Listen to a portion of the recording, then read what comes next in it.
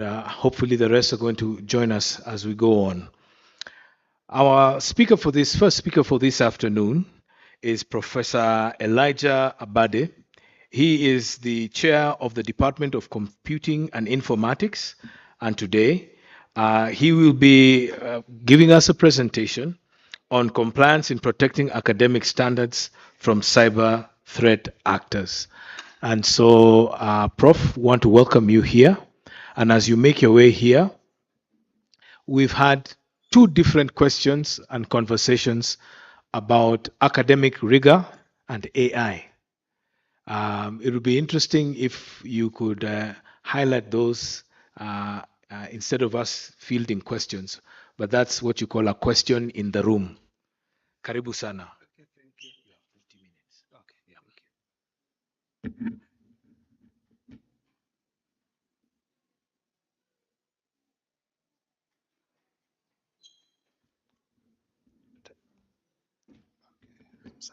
Good.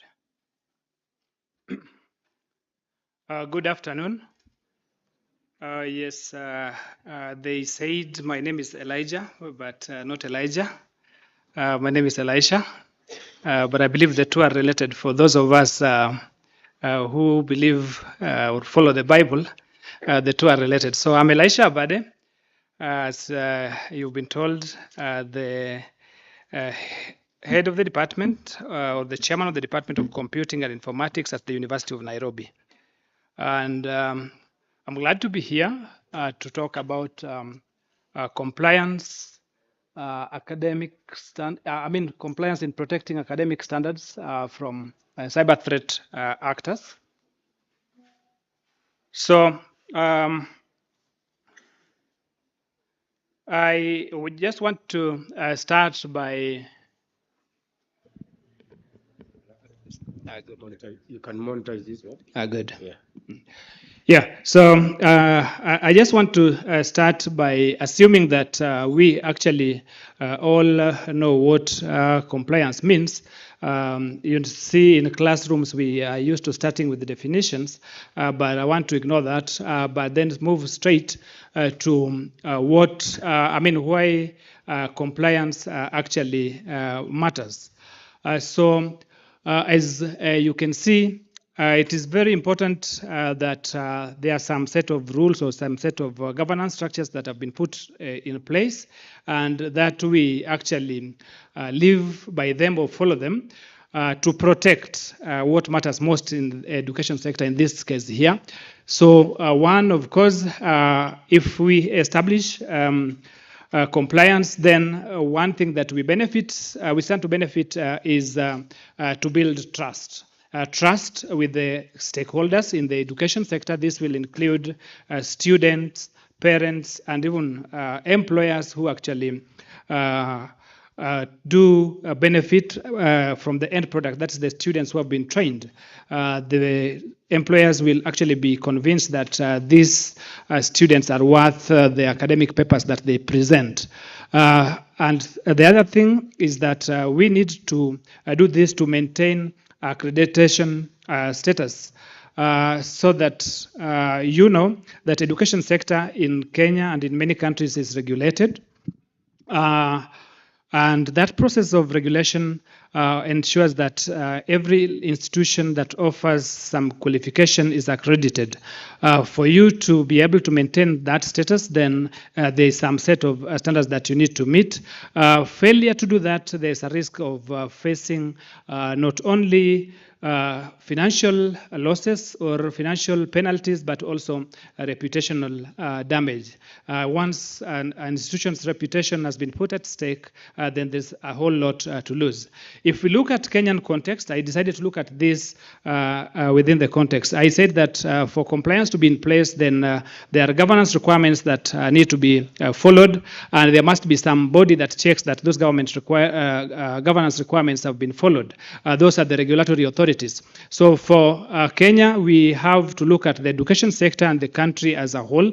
If we look at the concerns to do with data privacy and the context of the cyber threat that we mentioned earlier, then the Office of the Data Protection Commissioner Commission under the Data Protection Act 2019 is in place to do that. The Ministry of Education also offers policy guidelines that institutions must follow, and over and above that, then the different levels of academic institution, like for the universities, we have the Commission for University Education, CUE. For the TVET level, we have the TVETA, the TVET Authority, and then we also have the Kenya National Examination Council that comes up with the examination integrity protocols. It is good that I'm talking about this when the country is actually in the examination season for the secondary level, actually even the primary school level. And Kenya National Examination Council, the NEC, is actually at the heart of that right now. And what are some of the core regulatory frameworks that we have in place? I've just actually talked about them, but I just wanted to expand in this slide. If we look at the Data Protection Act, what does it do? It governs the protection of personal data, how it is processed, and enforces registration duties to data processors. And also data controllers on what they must do. And academic institutions actually are key institutions that are really involved in this. The Ministry of Education has the NEMIS. NEMIS is the National Education Management Information System that is used to help in tracking students and staff and also their institutional records. Then we have the Commission for University Education that establishes the standards that must be followed by institutions of higher learning and that they therefore take a center stage in the governance framework of the universities. The same applies to TVETA, the TVET Authority, for the TVET level colleges. And then for the national examination, the NEC is for the exam integrity, including security obligations and the anti-malpractices controls that need to be put there, including those that are intended to guard against digital threats. So that is key. If we look at this, we want to look at the data protection because the talk today focuses much on the cyber threats. So with regards to that, there are a number of technology mechanisms that could be put in place to help in ensuring this. One is having technology to manage the data inventory and mapping, that is to catalog students, know where they are, the staff, whichever institution they're associated with, across all systems. And actually, it is also possible to even look at the research outputs or research activities that are being undertaken by the research, the higher education institutions, like the universities that are expected to have significant contribution in research. Then, of course, technology could be put in place to ensure that we have the data subject access rights are observed. People, this could be students, could be academic members of staff, have a right to get to know who has their data and what can they do with that data, and including the right to have data in some particular platforms erased in totality if need be. Then technology could be put in place to ensure that the solutions that are, the systems that are used within the academic environment implement a number of security mechanisms. It is good that when I came in here, the speaker that just spoke before lunch was talking so much about privacy engineering, and some of these could include role-based access control, multi-factor authentication, encryption, and so on and so forth, that could help in ensuring that adequate security mechanisms have been put in place to ensure that the confidentiality, integrity, and availability of the educational data is not compromised. And should such happen, then there could be how well-defined ways of how to respond to breaches, and that is what is indicated there by having a well-documented, well-articulated runbook on procedures to handle that. Of course, including in collaboration with the cyber emergency response team in the country. Then there is also the risk that is going to be coming from vendors. All the players in the digital environment actually introduce with themselves some degree of risk, including vendors. So the risk that comes from the side of the vendors of the platforms that are being used also need to manage it, including conducting the data protection impact assessment, the DPIS, so that you actually just able to be well conversant with the risk profile of a given system subject to the vendor that developed or supplied such system. And then, of course, it is also important to put in place the Digital Policy Hub. The Digital Policy Hub could include a centralized privacy record protection system, of course, how to handle BYOD, bring your own devices in the context of the education environment, and other use of AI. I know I've been told to talk about that. I'll do towards the end. If we just look at NEMIS, I just want to do a very, very high level. Sorry. Good. I just want to do a very high level talk about how NEMIS could be used to achieve this. One, having clean data pipelines, data that's being fed into NEMIS should come from robust student management information systems, learning management systems that are being used by the different academic institutions, or even the human resource management systems that are being used. If they are to be fed into the NEMIS system, then there should be well-defined rules that those have to follow to avoid deduplication. This is likely to be realized if we have what we have in the option 3 here, a unique personal identifier for both teachers and students whose information are to be fed into NEMIS, so that if a student or a teacher moves from one institution to the next, we don't have their data being duplicated, because such duplication would actually themselves lead to poor quality data and actually also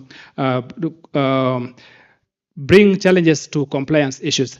Then we have, I will not talk about everything here, but probably just talk about the last bit of there, quality assurance as a digital evidence. A credential registry is very, very important as a part of compliance issues, because we are in a connected world, and we don't expect every certificate that we are going to be receiving or working on within this country to be all or originating from Kenya. So we must have robust mechanisms that have been put in place to verify and track transnational qualification framework. That's the TQF, and of course the continuous professional development records or requirements that need to be put for teachers.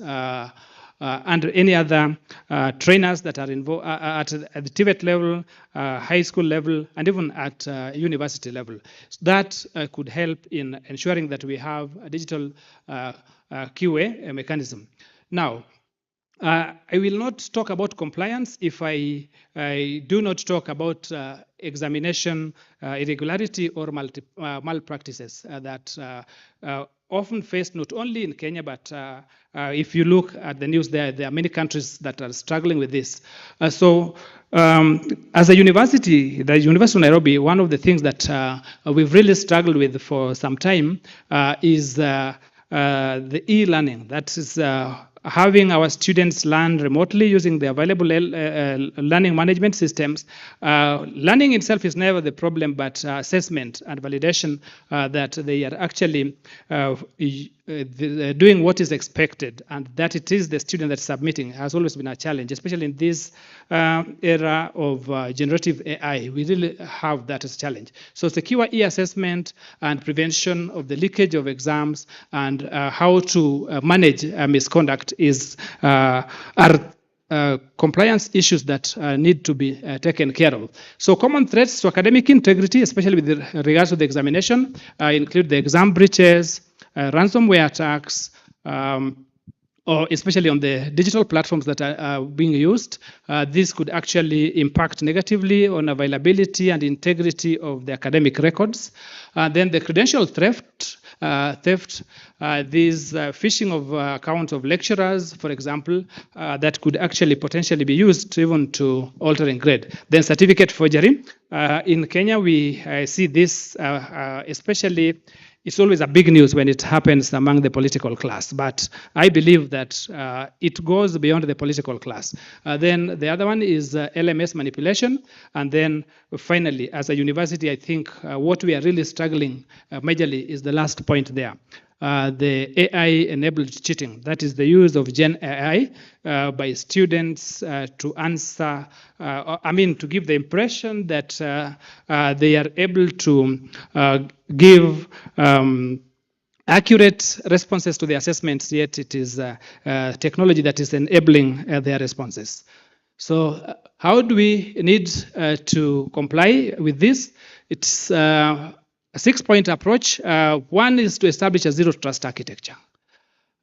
Just verify at every access point the student, staff, and so on. As far as you know where they are going to have access to the digital platform, then you must need to verify that they are who they claim to be. Then implement role-based access control. I talked about that earlier. Establish digital signing, and also one of the research areas that as the University of Nairobi we've been trying of late is implementing blockchain. One of my master's students established a framework of utilizing blockchain just to protect the integrity of the certificates. Then of course, automated proctoring, that is use of AI. The AI is double-sided. It can aid cheating, but it can also be used to detect cheating. So it is very important to do that. But again, we need to understand that all these platforms are digital platforms, so we must ensure all the time that we conduct vulnerability assessments to ensure that we are able to know in good time any shortcomings that are potentially going to impact the integrity of the exam. Finally, security awareness training, not only to students, but also to members of staff who interact with these systems that we use to manipulate the results. Finally, key thing that we must do to establish compliance is audit. We need to establish risk registers. We need to assess the forensic readiness and conduct regular audits to ensure that areas of non-compliance are established and remedial actions taken to ensure continual improvement. And then, of course, reporting. For you to know which areas are of non-compliance, then it is important that we are able to have a well-established reporting structure.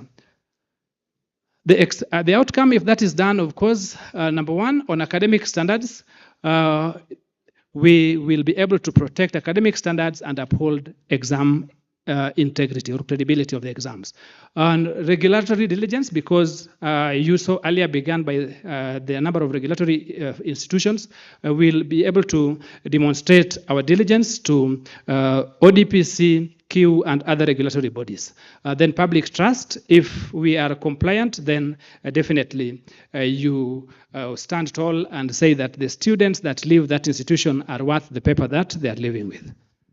Thank you very much. I think that is all I have with regards to compliance.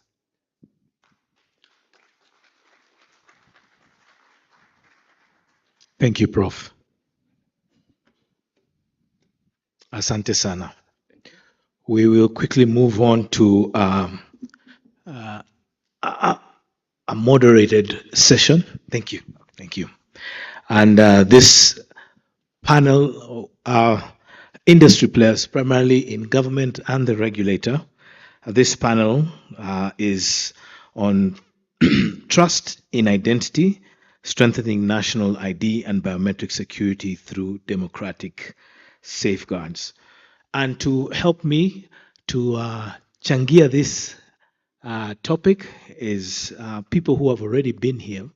At least the first one who I'd introduce is Francis Istati. Please do come here. He's with the Communications Authority, working with cybersecurity. From NC4, Dr. James Kimuyu, I'd like to invite to come and join here. And representing the Ministry of Information, Communications and Digital Economy, Mr. Dixon Gisiora. Please do come and join us here in this thing. And I appreciate our panelists as they're here. So you know you clap for the other panels, but you're not clapping for mine. So I want to make a disclaimer right here. It is a manel, all right? In the words of Mudeo, as she said it. And these are the industry players. These are the people who are in government or in government agencies who are going to be speaking about this. Karibu sana, gentlemen. I appreciate your participation in this panel. I'd like to go on quickly, and I'll start with you, Dr. Kimuyu, when you do start here. NC4, people have heard it, but you are not like out there as an organization. Hatuwajui, lakini tukisikia NC4, I see people are shaking your hand with shaking your hand, two hands. Evidently, you have a very important part in the nexus of security in this country. Who is NC4? Why do you exist? And tell us a bit about that as we move forward. Okay, good afternoon, delegates, distinguished members. That's a very difficult question. And it appears like I can do a whole PhD thesis on such an issue. But briefly spoken, NC4 is a very long name, but it has one N. And the fourth is, so in the long name is the National Computer and Cyber Crimes Coordination Committee. That's why we just abbreviate it NC4. We are established by the very famous, you repeat, the very famous. And I want the young people now to take a lot of interest in this so that after this conversation, we become more friends than enemies. That is Computer Misuse and Cyber Crimes Act of the year 2018. So you're 6 years old. Yes, almost 6 years old. Yes. Now renamed 79C. Mm-hmm. I don't know what was the rationale of the renaming. I'm not a learned friend, but the learned friends here will be able to guide us. So that law was introduced to bring clarity. Mm-hmm. Not control. Most people think that these guys are here to control, these guys are here to monitor, these guys are here to harass. We are not here to harass anybody. So the law is introduced just to define the various offenses. Mm-hmm. As you can be able to see, is computer misuse, not computer use. So if you are using your computer, there's no problem. There's absolutely no problems. But if you misuse the computer, that is when now the act is activated. Yes. And we have a total of 33 offenses. And recently, through the amendments, which most of you are making noise about, and I hope I'm not on air, we introduced... Too late, sir. We introduced a new offense. And everybody's know this new offense. That is SIM swapping. And SIM swapping has been a headache in this country. So apart from the offenses, let me go back to part 2 of the Act. that now talks about the committee. It's And, just and, and why you exist, yes. Okay, and why I exist. The committee is composed of 9 members. These are people that the authors of the law, through parliament then, in their wisdom, thought, and the wisdom still stands up to date, that they have a mandate. Okay, somebody is saying 10, they will reach even 20, but for now in the law they are 9. They have a mandate, a cyber mandate within the national space. For example, may just use example. We have 2 ministries that are represented within the committee. That's the Ministry of Interior and National Administration. We all know that all the security agencies that deal with the internal matters in this country are technically under the oversight, not control, again, of the Ministry of Interior and National Administration. Of course, we still have the Kenya Defence Forces because of the issues of cyber defense and offensive capabilities in the cyberspace. We have the ministry where my colleague comes from here, the Ministry of Information, Communications and Digital Economy, by virtue of them being the policy drivers on matters of ICT. My colleague here, Francis Sitati from the Communications Authority of Kenya, they are members of the ANC4. So I can continue naming them and naming that at the State Law Office, the Central Bank of Kenya, the Office of the Director of Public Prosecution, the Office of the Data Protection Commissioner, the National Police Service, the National Intelligence Service. We've co-opted the eCitizen platform. We are also in the process of co-opting more members. Okay, we've co-opted the eCitizen platform among many others. So they are well defined within the law. The functions are many, and luckily we were given a new function again, which has already also brought issues. That is the issue of being able to issue directive, where websites are purported to infringe on 4 things. Number 1, criminal acts. Number 2, child pornography. Number 3, terrorism act. And lastly, and not the least, the issues of religious extremism and cultic practices. So I don't know what is the problem as far as these both the mother law and also the amendments are concerned. I think You've highlighted them. You don't want to ask me more questions. I will ask many more questions. 3 of us here. We are there. So please, and you have take my cup of water. And you have 2 allies. I see you have your boxing gloves on for us. Yes, this one. Yes. So basically, that is the NC4, and okay. I'm here to make sure that we engage at this platform and also off this platform.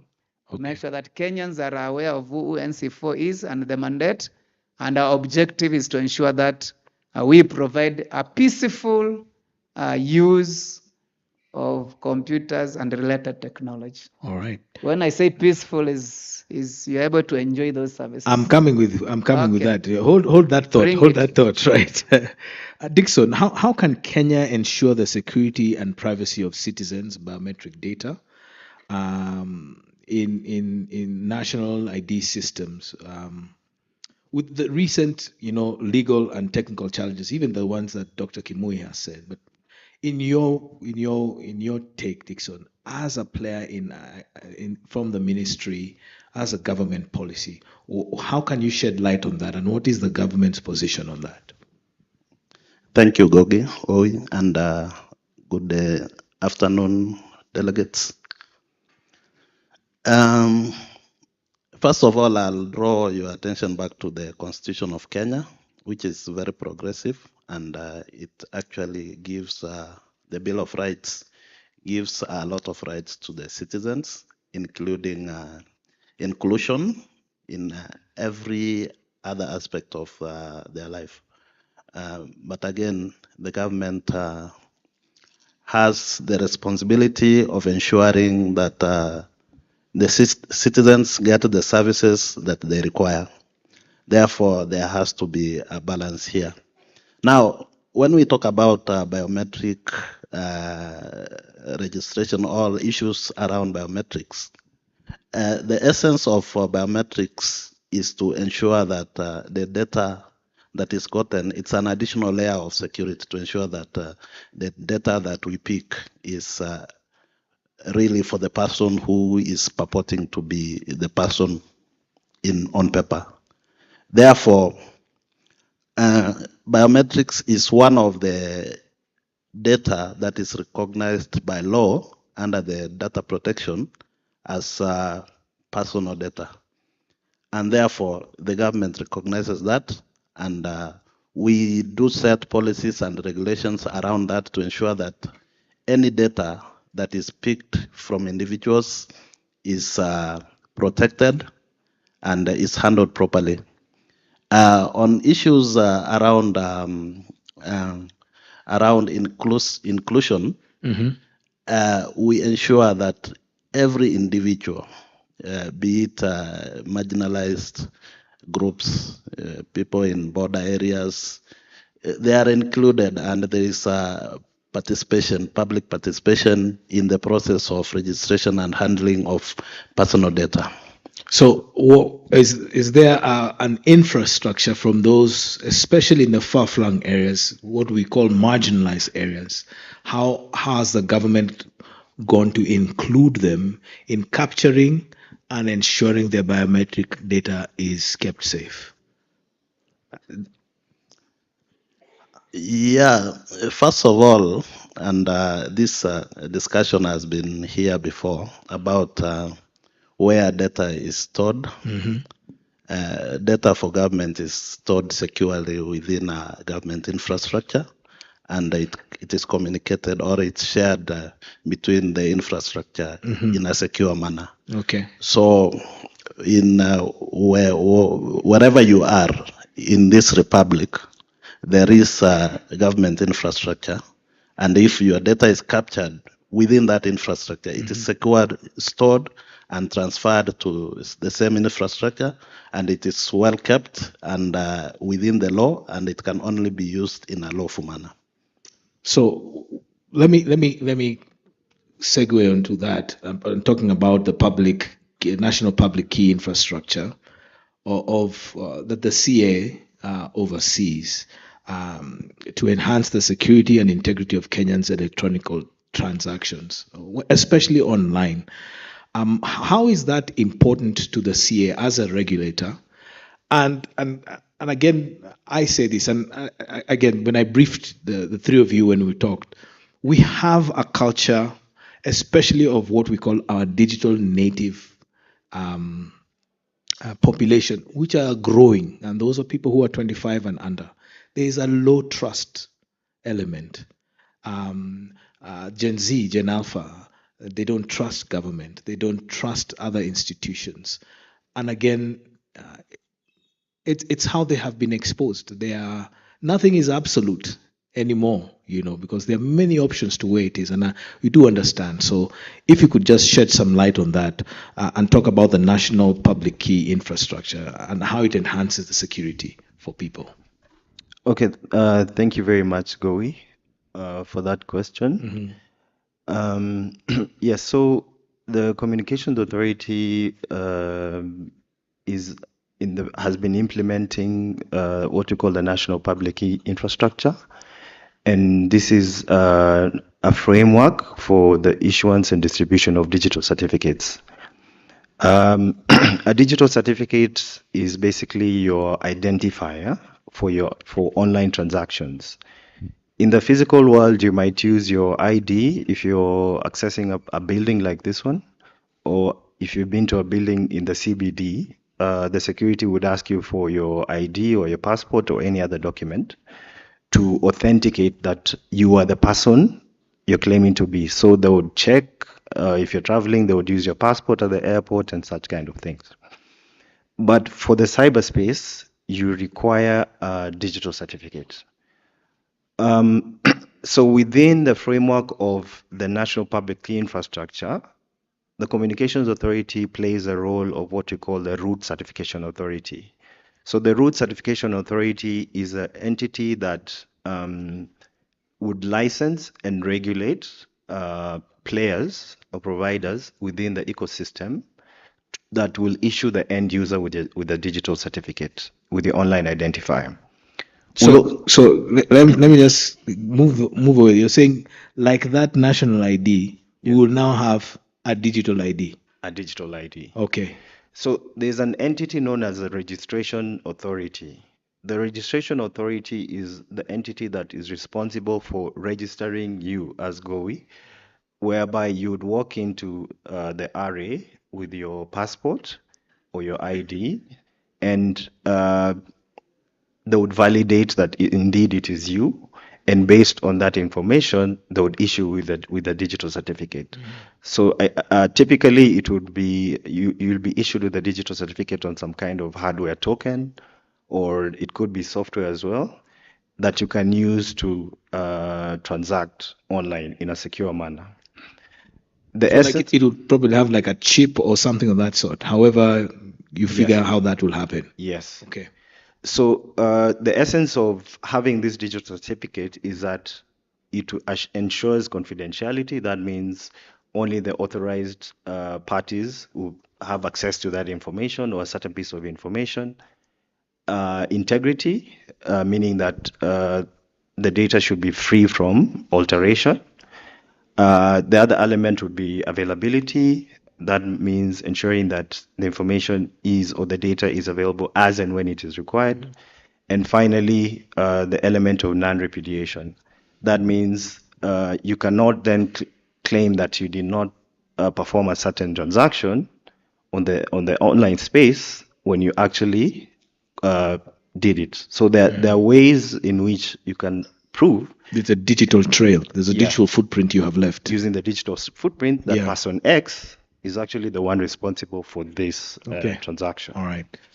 Okay. And maybe just going back to the issue, you talked about the Gen Zs, mm-hmm. Gen Alpha now. I don't know and Beta. I don't know whether Beta will be next. Yes. Next. Yeah. So what we're seeing from at the KSAT is that we're seeing a lot of fraud cases. A lot of fraud. Yeah. And unfortunately, it's the Gen Zs being scammed. I don't know.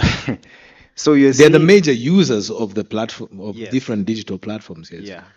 Case in point, typical example, somebody creates an Instagram account purporting to be selling some shoes or whatever. You contact the person, they tell you, you need to send me the money, then I'll deliver the shoes to you. As soon as you send the money, they block you. How come you're so trusting of this person who's just on Instagram? But when the government tells you that you need to get a digital certificate, you don't trust the government. Yeah. So it's a bit strange. So there's so many cases of fraud on Instagram, on different platforms. Yeah. Especially fraud. E-commerce. Yeah. So many fake shops, e-commerce, retailing, and the cases are overwhelming. Even if So as a CA, you are moving, or you want to move the population into adopting a digital identification process that as I navigate them, I am protected by having that digital thing. So let me ask you, Dr. Kimuyu, what in light of this, that we are all going digital, we are all going there. Government has thousands of processes now. What are the government's efforts in safeguarding and ensuring the citizens' data and their identity, like what Francis says, are properly safeguarded? Well, allow me to thank my colleagues here for this conversation, but I'll again just go straight to your question. But before that, the issues of the fundamental rights, is it chapter 4 to the lawyers of the Kenyan Constitution? I don't know why we don't read this Constitution properly. I wish I was a lecturer in matters of constitutionality, because before I answer the question, and I hope we have enough time to be able to do that, the liberties, what we call the freedom of expression, has limitations, okay? You cannot apply your freedom of expression to do what? The following: to propagate war, to incite to violence, to bring about hate speech, and to advocate for hatred. There is a part, the 33.3 of that within the Constitution cautions all of us as Kenyans and subject to this Constitution that in practicing or in enjoying, let me use that word, our freedoms of expression, then we should not infringe into other people's liberties. And this is what the law is supposed to ensure that this is upheld, so that we don't enjoy our liberties and our freedoms in a vacuum, because we must have a way of safeguarding both ourselves and others. But let me now come to your question. What are we doing? Number one, we have the Kenya Computer Incidents Response Team that sits at the Communications Authority. These are what we may call basically the first responders when it comes to all the matters of responding to computer incidences and attacks. But within the CMCA 2018 regulations of 2024, approved by Parliament on 7th of March, again 2024, we introduced what we are calling a three-tier SOC system, or Security Operations Center system, whereby all the gazetted critical information infrastructure operators or owners are supposed to have their own inherent cybersecurity capabilities in terms of manpower, tools, capabilities, and all that. Then all this is amalgamated into what we may call at the sector level SOC, because there's no CII without a sector regulator. If you are an insurance company, you have a sector regulator. If you are a bank, you have a sector regulator. If you are a SACCO, you have a sector regulator. If you are a university, you have a sector regulator. So now at the sector regulator level, now the sector regulators are supposed to set up what we are calling the sector SOCs, up to and including the government, where we have the ICTA to be supposed to set up a SOC to be in charge of all the government systems. Then at the national level, then once all these capabilities have been set up, then together with the SAT and the CA, we are putting up now the national SOC to be able now to deliver what we may call a resilient cyber space for the people of Kenya. But it's not only the technologies. All that I've talked about is technology. Now come to the other pillars, which are well enshrined within the National Cybersecurity Strategy 2022. Which we are also trying to update and to revise. It, of course, gives other capabilities, stronger and robust institutional and governance framework. Come to the issues of legal and regulatory frameworks. Come to the issues of crime management.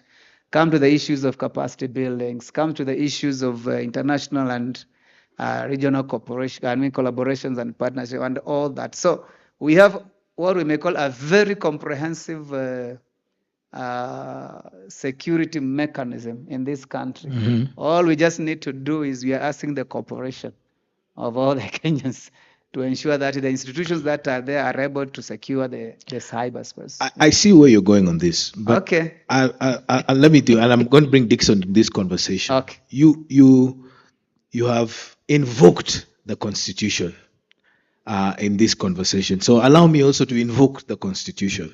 In Article 31 talks about our privacy. All right, Dixon. Yes. And so every person has the right to privacy, which includes the right not to have their person or home searched, their possessions seized. But here goes on. Their information relating to their family or their private affairs unnecessarily required or revealed. And Section D says privacy of their communications infringed. And so I've heard what Dr. Kimuyu is saying, but as a policy, the government is on the receiving end on this one. So what democratic safeguards can be embedded in Kenya's ID and securing our data moving forward? I hope I'm not putting you on the edge here, but please, changia for us, tafadhali. Yeah, that is a pertinent question, Govi. And it really is the question that we hear all the time. But again, as I said earlier, or other speakers had also said that the freedom of one person should not infringe the freedom of another somebody person. else, yes. Yes. Therefore, there has to be a balance in this. And still, the government has to exist and give its services. It has the ultimate responsibility of securing the citizens of Kenya.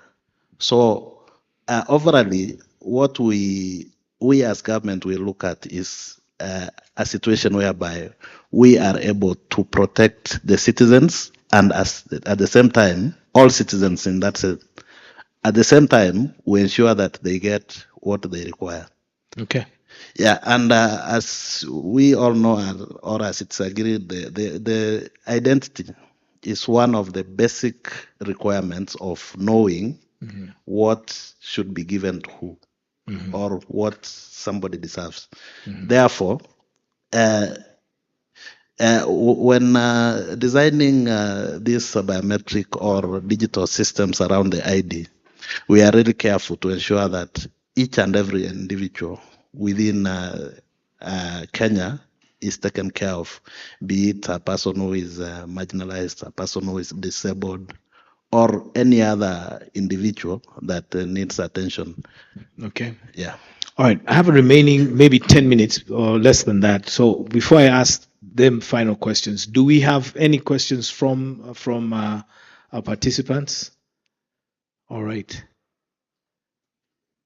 All right. Somebody help me with going the mic. I can't be moderator and MC.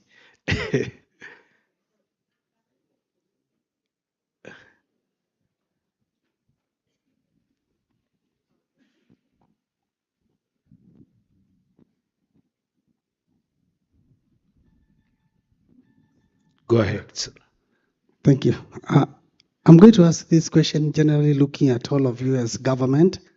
I just want to know do you ever sit down and ask yourself, how can we make the public trust the Constitution and trust the laws that bombard them left, right, and center? Because most times you talk about public participation. I've never heard a public participation on myself, like asked, do you like the law? Or what did you read chapter 15 of this? Did you read that 1D? Not because I'm not interested, but because I totally don't have trust, and I want to build that trust from this platform. What is the secret to build the trust? Assuming you guys seated there also have trust in the system. Okay. Thank you. That's a valid question. Dr. Kimuyu, maybe I can allow you to do that then. Yes. And then, Francis, you could also do that as a regulator. Yeah, thanks, John, for that question. Look at the Constitution. Let's just domesticate it to the rules that you set, even in your own house. In your own house, you'll say, okay, people must sleep by 10 o'clock. Wake up maybe by 5 o'clock. Okay, I don't want people to go out dressed like this and all that. Okay, that may be a very rudimentary example. Let us bring it to, let me use the example of a football match. Yeah. You have 11 players on each side.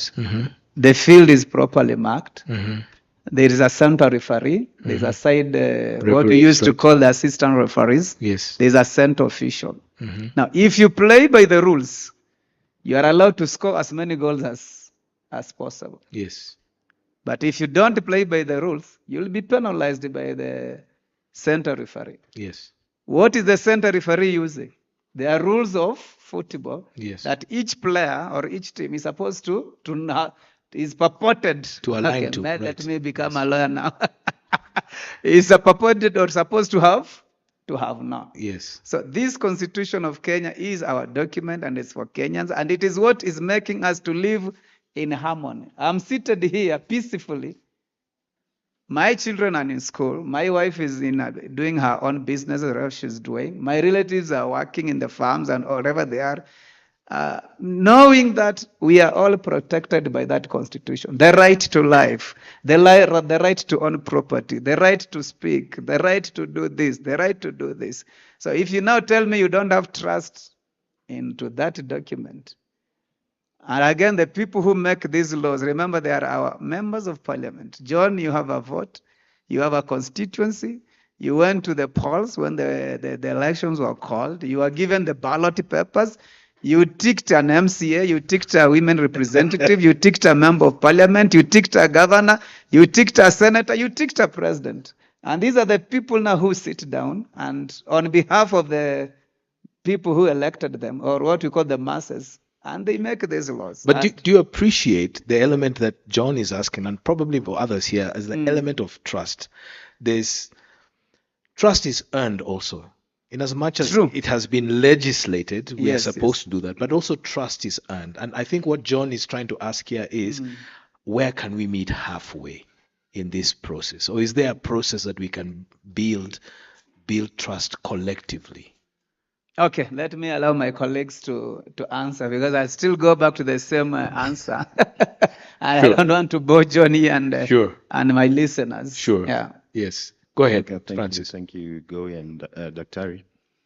Yeah, I think this is a very pertinent question, and I think from a regulator, we've been asked that question quite a number of times. Traditionally, regulators would, we're the regulator, you need to listen to us, waving that big stick. You need to abide by the rules that we set. But cybersecurity is a bit different. Cybersecurity, we've been looking at it, and this has been mentioned quite a bit, more from the technical side of it. But more and more, we're looking at it as a human, it's about the human, right? We have, at the KSAT, we have a committee that we meet on a quarterly basis called the National KSAT CC Cybersecurity Committee, NKCC. And this committee is about synergizing, it's about sharing information, it's about trust networks. We have built up a relationship with over 50 organizations cutting across public sector and private sector. These are all industry players. All industry players. Yeah. And one of the ways we have done this is by actually making stakeholders see the value in sharing information, in basically having a trust network within which you can safely share information to your benefit. So what is the value proposition? So that's how we looked at it. Rather than looking at our licensees as the people we regulate, so you must do what we do, we're telling them, this is what the value that we're seeing this committee has, so come, let's work together. So that has really helped us. But in addition to that, we also run several programs. For example, we run a cybersecurity boot camps for students, university students. Earlier this year, we had a program that we reached about 4,000 students working with other industry players to not just to enhance your skills, but also as a part of mentorship. The winners of that competition had the opportunity to visit various organizations that have a role to play in the management of cybersecurity in this country. That is part of the initiatives that right from that age, we're given an opportunity to see that once I finish my program, these are the opportunities that are there out there. These are the people, these are some of the mentors, these are the people I can talk to, who can mentor me and shape my ideas and my thoughts so that I can become professional in this field. Maybe my last point would be, this year in September, we had the inaugural Cybersecurity Youth Forum. Sorry, Francis. Just as you do that, give me your closing remarks also, because we're out of time. Okay. Yes. The Cybersecurity Youth Forum, and it will be an annual event. Mm-hmm. The youth have, for a long time, accused government of being excluded. Mm-hmm. So these are some of the initiatives that we're coming up with to make them, to tell them, fine, what are your issues? Here's a platform for you to express your views. Mm-hmm. What are the challenges that you're going through? Come, let's talk. What skills do you have? Where do you need guidance? What certifications can we assist you? Are there opportunities within the industry that you can facilitate? Okay. Yeah. All right. So it's really part of the broader picture to create those trust networks where we can share information, and build a more resilient country for all of us. Dixon, thank you, Francis. Dixon, maybe in your concluding remarks as we segue out to end this panel, what would be your outro? I mean, what would you want the public to know? As you can see, a lot of the participants here are much younger than us who are here on the panel. As a government policy, but moving forward, engaging in data protection and partnering with the government, what would your parting shots be? Maybe before I give my parting shot, I'll talk about the trust issue. Sure. Now, this trust for me is more, there is trust in government because all of us consume government services. Mm-hmm. And you can't consume the services if you don't trust. The network we connect to, there is a trust element there. Maybe what we are talking about here is some personal inconveniences, which we are referring to as trust. But trust is there because even while you are taking this water, you just have trust that the process that made it and delivered it here is a process that is correct. Mm-hmm. That's why we have institutions like KEBS, mm-hmm. we have institutions like CA here, mm-hmm. and other institutions that ensure that trust is there. Mm-hmm. Now, to my parting shot on the issue of our population and cybersecurity, this is an evolving space, and it is really it's an opportunity that many of us can plug into, and really we can solve the issue of unemployment. I was looking at the statistics mm-hmm. this morning. Mm-hmm. In Kenya, we have a shortage of about 10,000 cybersecurity experts. Just say that again and loud so that people can hear. Yes, we have a shortage of about 10,000 cybersecurity experts. We have only about slightly less than 2,000 certified professionals in Kenya. Wow. Yeah.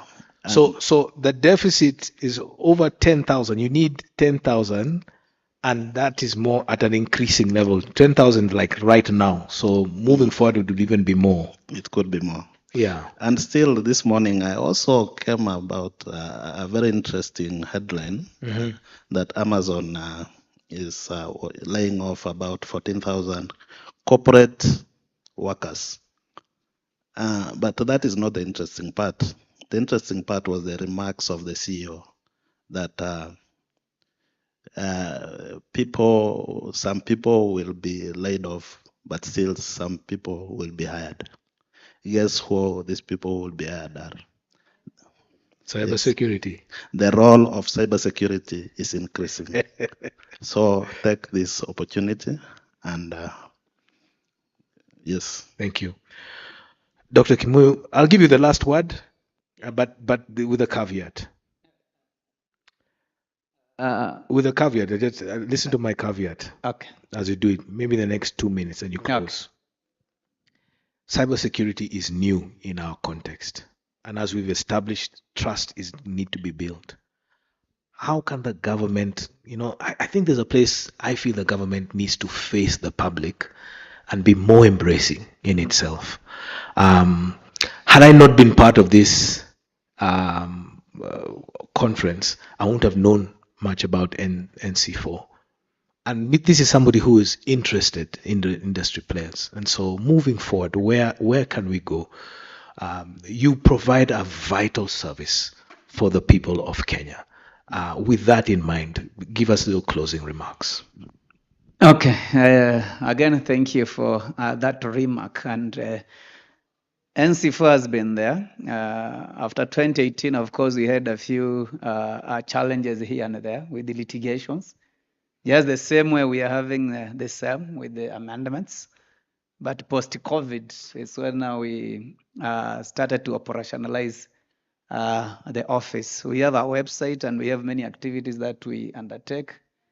We do almost monthly meetings at the national level just to be able to contain and also to manage the space. We have collaborations with so many partners, up and including Cyber Week here and many others. So what I can say, we have a reporting mechanism. We are working with the CA, we are working with the Central Bank, we are working with eCitizen, we are working with the two ministries that I've mentioned earlier. No, not 2, 3. I mean, inclusive of defense. We are working with intelligence, police, and all that. So generally, we are visible.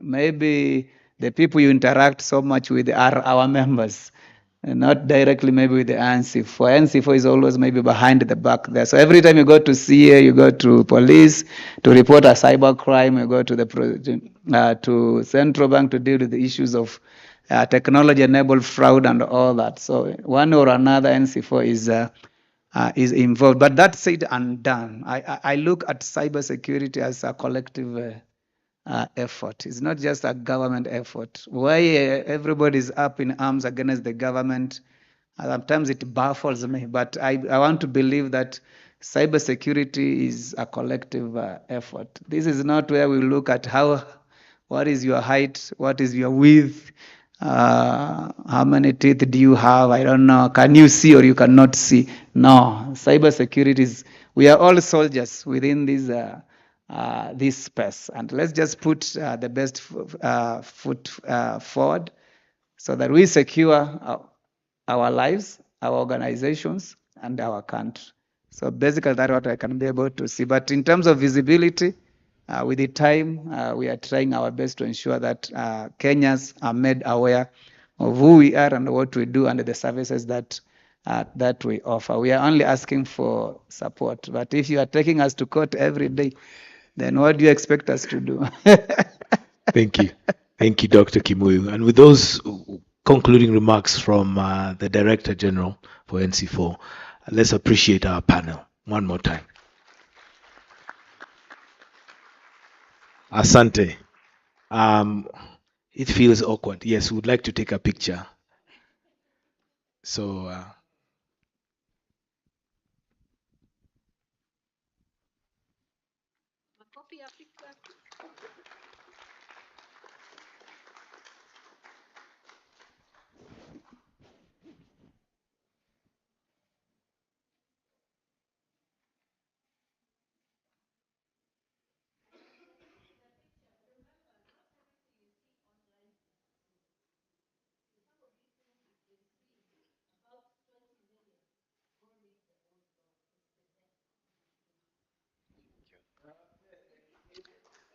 thank you, Mudel.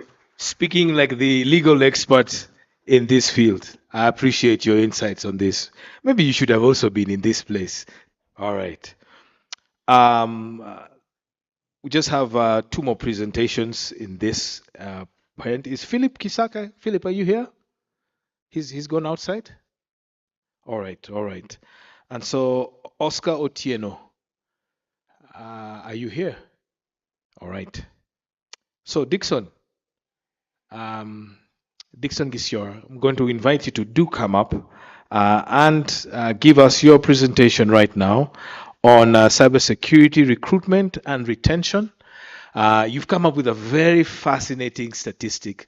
Maybe you can tell us much more about that 10,000 deficit, and what are areas of growth for us as a country in cybersecurity. Karibu.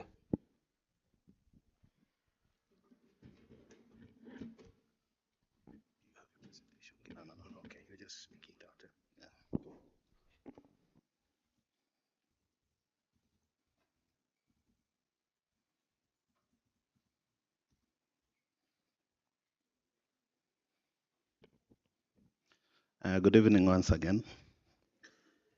I'm going to basically continue from where we left in the discussion there. My name is Dixon Gisiora. I work with the Ministry of ICT, the Directorate of Cybersecurity, ICT Security and Audit Control. The topic which I was asked to speak about today is recruitment and retention in cybersecurity. Now, this is a consequential topic. The reason why I'm saying so is because if you hire a wrong person, that's a risk. If you hire an underqualified person, that is even a bigger risk. If you hire an underqualified person, if you describe the job description for cybersecurity in your organization, that's a very big risk. You risk failure, you risk issues about compliance, you risk fines, you risk sanctions, you risk financial loss. You also could face other adverse repercussions which come with non-compliance. So I'm going to borrow some insights from the presentations done earlier in the morning on who takes the role of cybersecurity. One presenter said, and rightfully so, that cybersecurity is a stressful environment with the incidences and so on. So I'm going to talk about the human part. Still going back to what I talked earlier about the 14,000 people who are being laid down at Amazon today. If you follow, there are a lot of corporate roles are going down, but cybersecurity is one role that is continually becoming important because basically the information, the data that we are using in building these AI models that are taking over these corporate jobs need to be secured. So, as somebody said again in the morning, humans are becoming more important in cybersecurity. As computers and these data models will do so far in cybersecurity, but you need the human element. So cybersecurity is a technical challenge, but importantly, it is a matter of trust, preparation, and lifelong learning. Those of us who were here yesterday, I was honored in this stage to receive my HCIP. It's one of the certifications in security. Why I'm bringing this up is that cybersecurity is a continuous, lifelong learning. Because again, when I was standing here, I was standing among very young men, Gen Zs. So it is a lifelong thing, and really the people who should take up the roles in cybersecurity are people who should be ready to learn and continuously update their skills because this is an evolving field. In short, what I'm saying is that organizations must avoid the pitfall of valuing cybersecurity solely on routine or quantifiable tasks. Instead, they should reward adaptability, critical thinking, and the ability to address challenges that cannot be defined on a hourly basis. The issue of building and maintaining a resilient cybersecurity workforce is more urgent. And that is because we are undergoing a rapid digital transformation, and still the cyber threats are increasing in sophistication and also in the frequency, and they are targeting our critical resources. So therefore, our future really depends on the professionals who we hire to defend our cybersecurity. So Kenya is witnessing a remarkable expansion of and demand of cybersecurity workforce. This is because, again, we have witnessed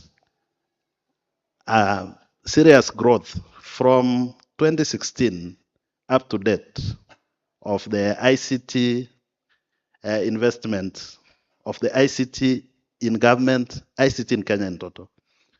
The government is doing the digital superhighway. It's making sure that every other corner of this country has access to digital infrastructure.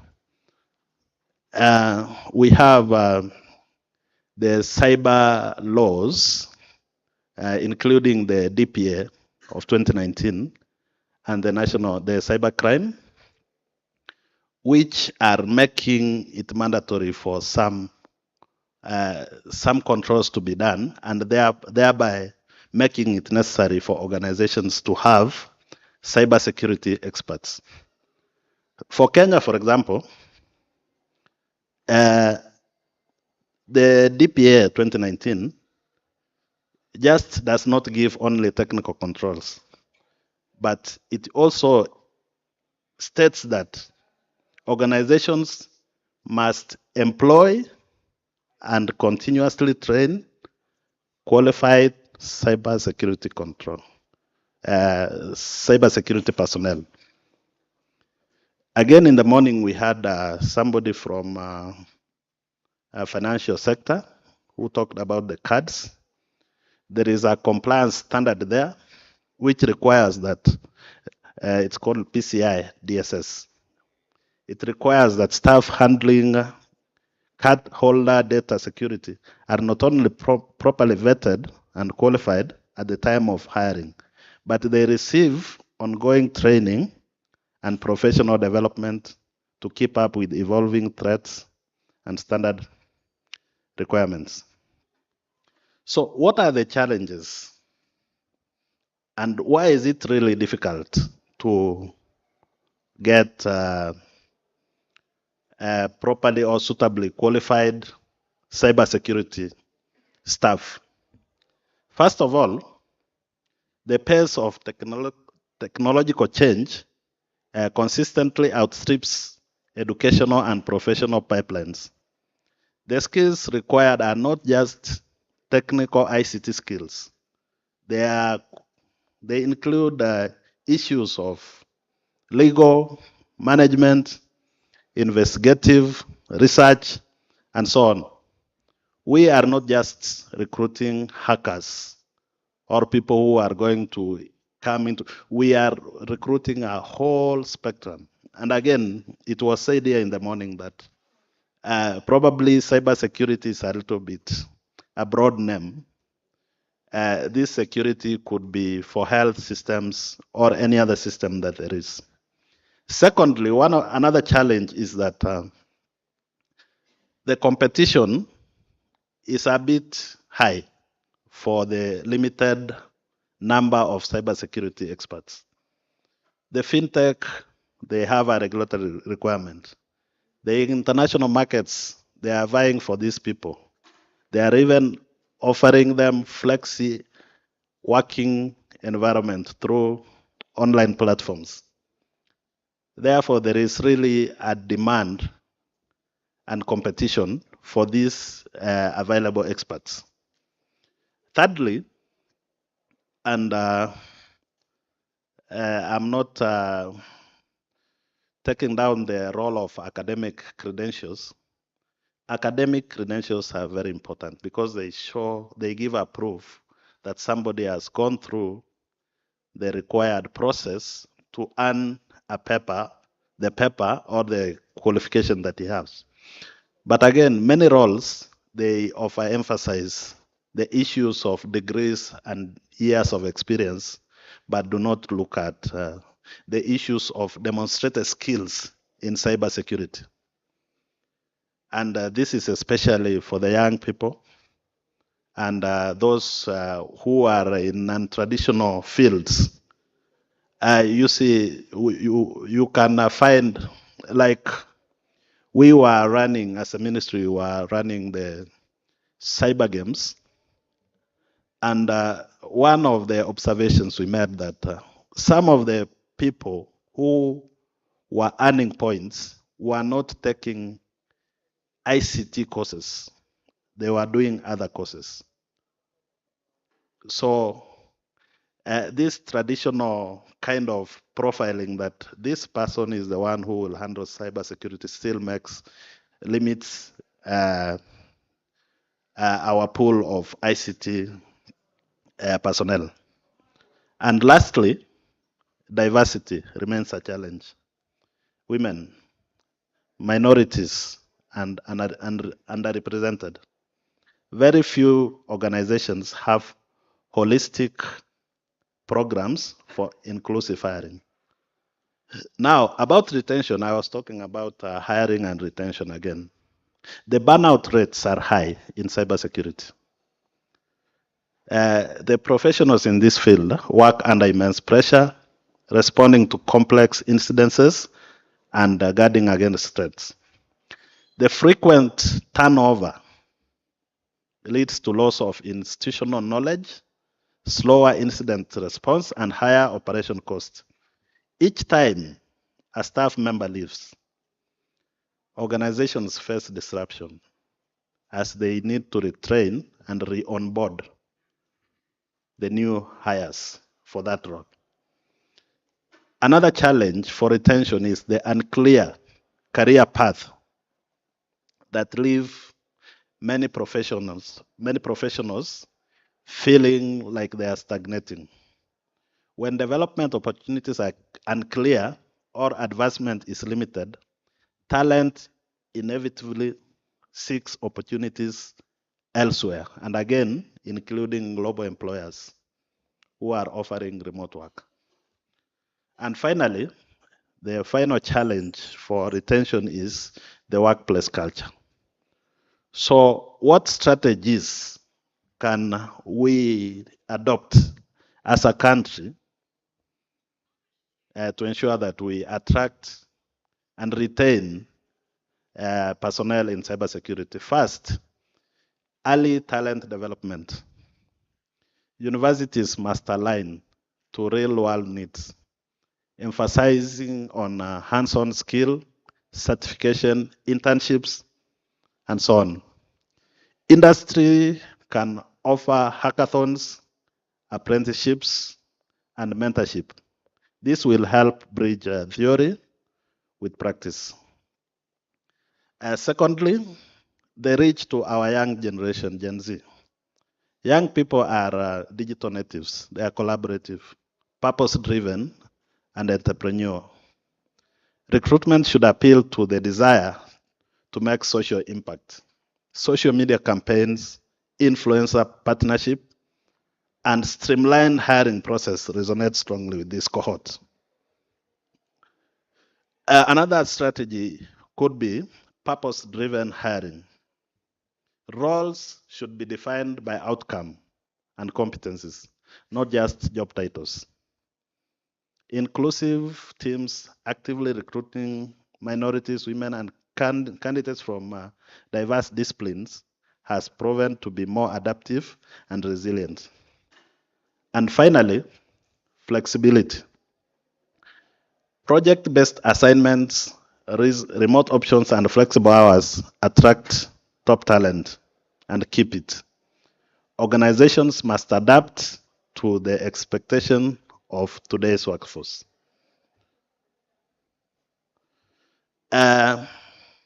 We must keep this talent, these cybersecurity experts engaged and committed. How can we do this? Continuous learning. Our organizations must sponsor ongoing certification, conference attenders like this one, upskilling. We should note that cybersecurity is never a static professional want. It's never static, and professionals want to grow alongside the changing landscape. Secondly, recognition and career pathways. Organizations must celebrate achievement, reward innovation, and provide clear progression routes. Create specialized leadership tracks in threat intelligence, governance, and incident response that acknowledge performance and prevent stagnation. This is a common thing wellness and work-life balance. I am sure it is talked in also other areas that include that talk about recruitment and retention. Burnout, it really undermines delivery, and especially in this field, which we have said is a bit demanding.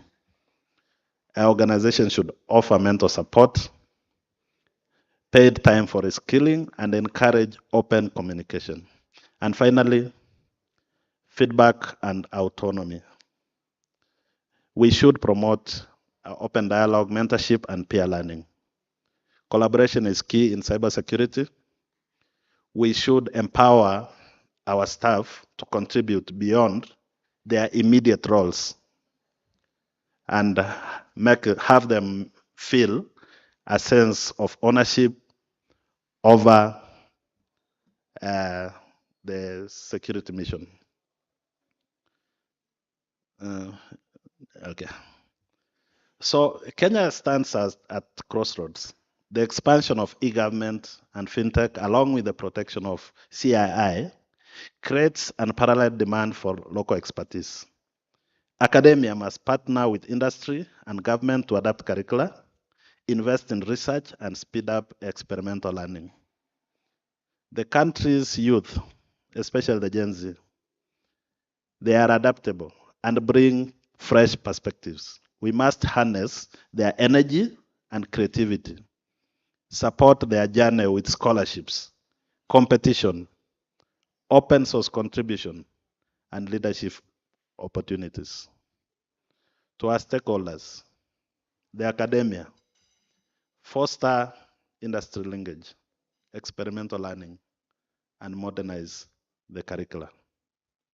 The private sector invests in local talent through apprenticeship, scholarship, and clear career pathways. The government, as the ones who are seated here, drive national strategy, set incentives, and promote standards for cybersecurity careers. And you, students, young professionals, get involved, join competitions, contribute to open source projects, and seek global collaboration. As I conclude, effective recruitment in cybersecurity is not just an HR policy. It is imperative for national resilience, organizational continuity, and public trust. The stakes are too high for fragmented and short-term approaches. It's up to all of us, the academia, business, government, and the next generation to build a secure, innovative, and sustainable digital Africa. I thank you.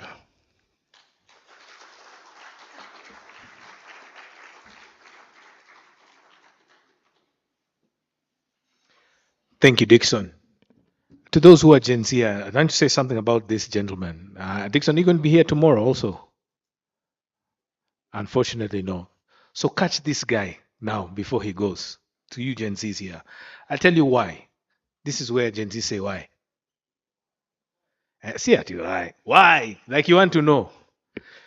He is the nexus of all industry players in cybersecurity. All right? Where there's government, where there's academia, where there's private sector, where there's civil society, this is the guy. All right? So he has access to information, or he can just point you, talk to this person, or give me your email or something. This is a contact you need to have.